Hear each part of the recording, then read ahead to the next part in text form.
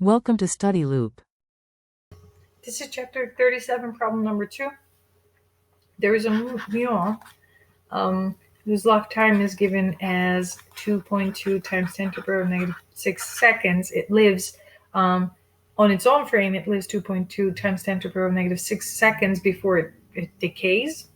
So in part A, we are asked to calculate if this muon is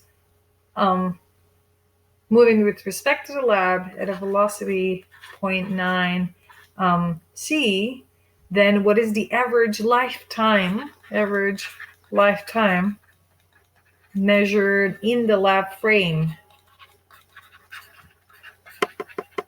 So this must be the proper time because it is on its own reference frame. The muon's reference frame, right? This is the proper time.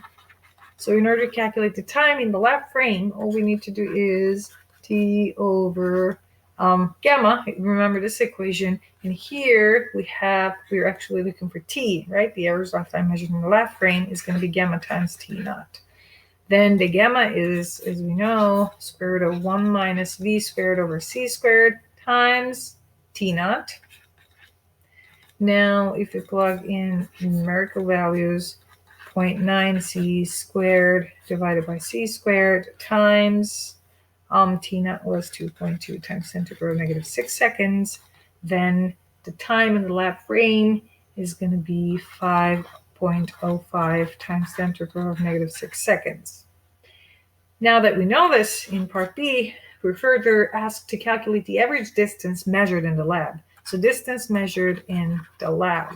So distance measured in the lab is going to be equal to, right, the velocity in the lab frame, which we already know it's 0.9 c, times time measured in the lab frame. So this is the time that we just calculated.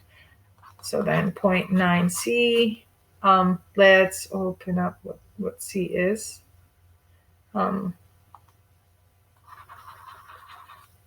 C is 3 times 10 to the power of 8 meters per second, right? And times 5.05 times 10 to the power of negative 6. So then this will give us 1.36 times 10 to the power of 3 meters measured in the lab frame.